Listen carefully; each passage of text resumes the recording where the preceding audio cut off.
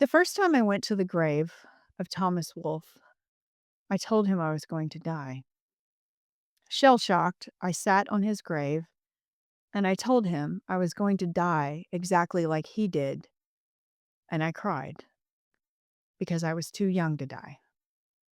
Wolfe died at 37 years old in 1938 and is buried in Riverside Cemetery. A few weeks earlier, on my first night in town, I went to the Wolfe Memorial Angel.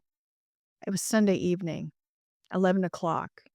And I stood in front of the art museum, reading a quote aloud to an empty street. A pre employment screening returned a positive test result for tuberculosis for me. Test after test was administered, all positive. I didn't know anyone living in town, so I went to the grave of one of the best writers who had ever lived, because that's how he died. I thought he would understand.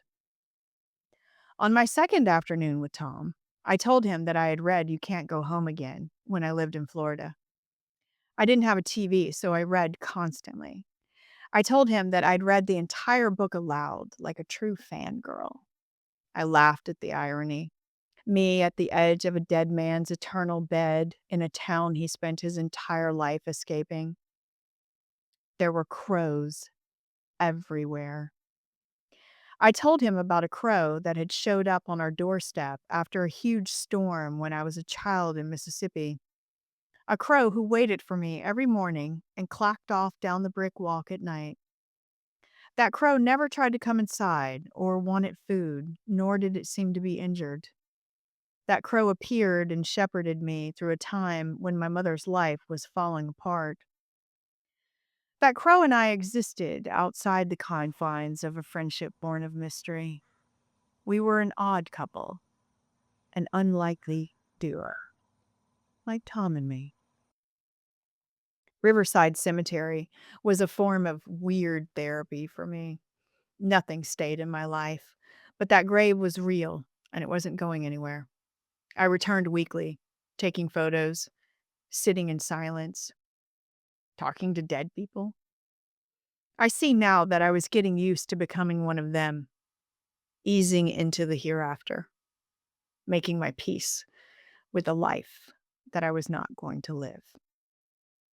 Meanwhile, insomnia followed me everywhere like a shadow, and I found a dog starving to death on the side of the road. She was wild. I had no idea what would happen if I took her home, but I knew she would die if I left her behind. She agreed, and when I opened my car door, she jumped inside. In between driving to the health department to have my lungs x-rayed and to the vet to figure out why she was so sick, I would grab a cup of coffee from Krispy Kreme donuts in the middle of the night and ascend to the top of a mountain to listen to the BBC. With nothing left to lose, I could finally get mad about all the injustices in the world. I opened the door and I let out my anger. I felt everything. Night air crackled with a living hunger I had never known. And on the top of a mountain, staring straight at death, I felt in ways I imagine that most people only dream of. I let it roar out there. I was going to die, but I was going out into uncharted territory of total reality beforehand. If I was going to die in a cold city full of strangers, I was not going to do it navel gazing into a world of comfortable delusion. Out I went into all that dark madness. My afternoons with Tom were more reflective. Usually it was just me and him, a murder of rowdy crows, and my dog on a new round of antibiotics. I would lay on the freezing ground in a coat and close my eyes and lay my head in the lap of a grave. I spent a lot of time at the cemetery, and I actually rented a new apartment because it was close by. Finally, after my dog did not get well, I stood in a treatment room at the vet and I refused to leave until I had answers. I finally learned that she had a deformed bladder, and eventually the infection would move to her kidneys. And when that happened, my dog would die. She and I sat in the parking lot trying to get a plan. There we were together, the two of us struggling to stay alive. She stared at me with her sweet furry face and put a paw on my leg and barked. "I'll work this out," I said, putting the car in drive. "We're going to do this. We're going to be okay," I said. And then I corrected myself. "You're going to be okay," I said. A surgery to reform her bladder was scheduled. I worked overtime to get the money, and I spent afternoons with Tom asking if he would bargain with God on my behalf. I figured that he may have developed a personal relationship with the Almighty given his predicament. When you're dying, you'll do just about anything to keep everything else alive. My dog survived her surgery, and when she was well again, I took her to the cemetery where she chased rowdy crows. I had helped her live, but now I needed to find someone to take care of her for when I died. In what seemed like a miracle at the time, I was suddenly rewarded for being so brave and saving my dog and going way outside of my comfort zone. After years of having my lungs x rayed and being misdiagnosed, the doctor told me he believed I did not have tuberculosis, but was merely having a reaction to the test. I was administered a completely different test for the first time, and it came back negative after 17 positives in the 2.5 years before. I drove straight to the cemetery to tell Tom the whole story. That afternoon was long. I'd always thought my afternoons with Tom would end with me in the earth. But more than 2 years later, I was told I had simply been misdiagnosed. To celebrate my newfound life, a week before Christmas, I put my dog in my Honda and I drove from North Carolina to the desert of the Southwest. I sat with my dog in White Sands, New Mexico, thinking about my afternoons with Tom. I kept going.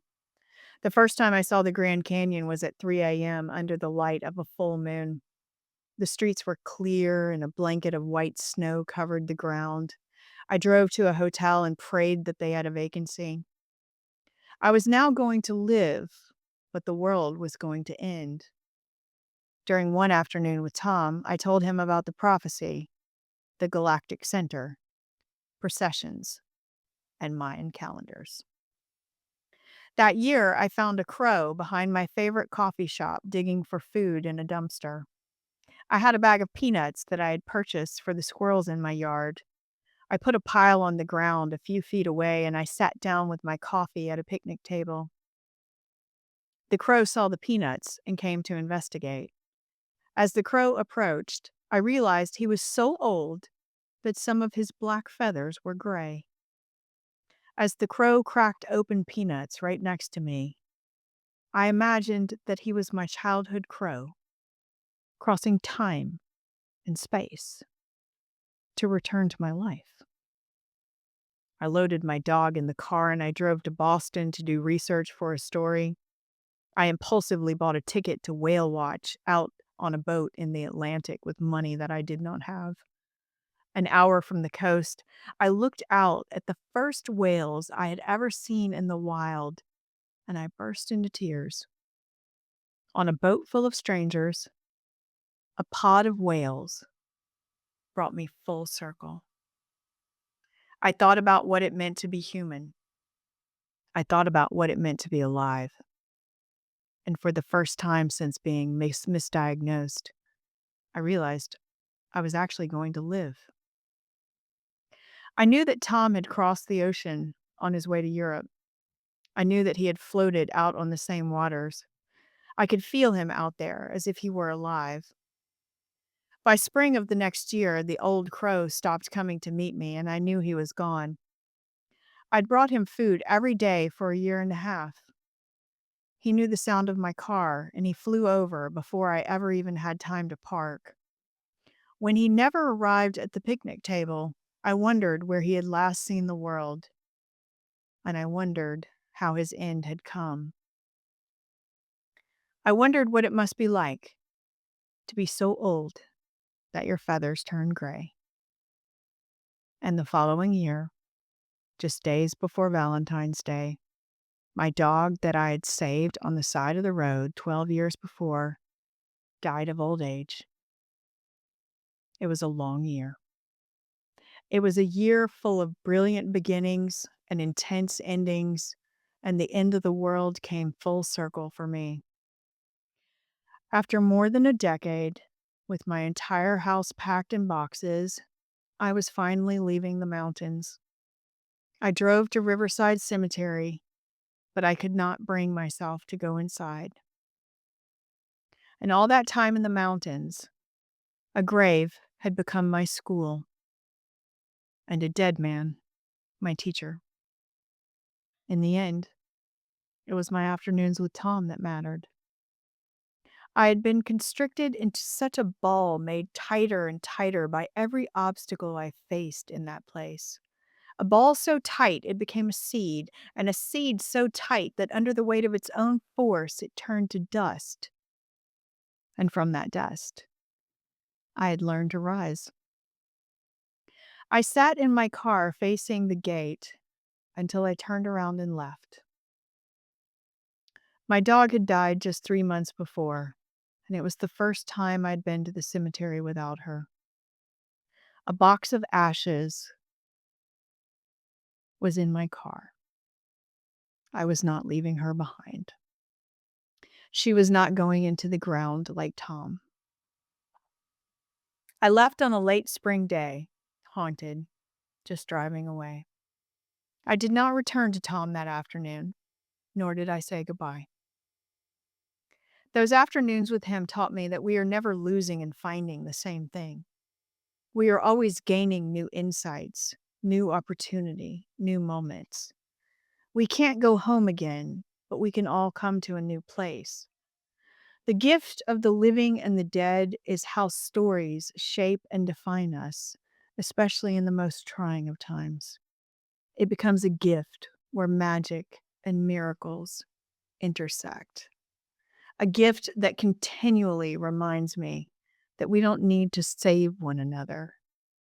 We only need to find each other.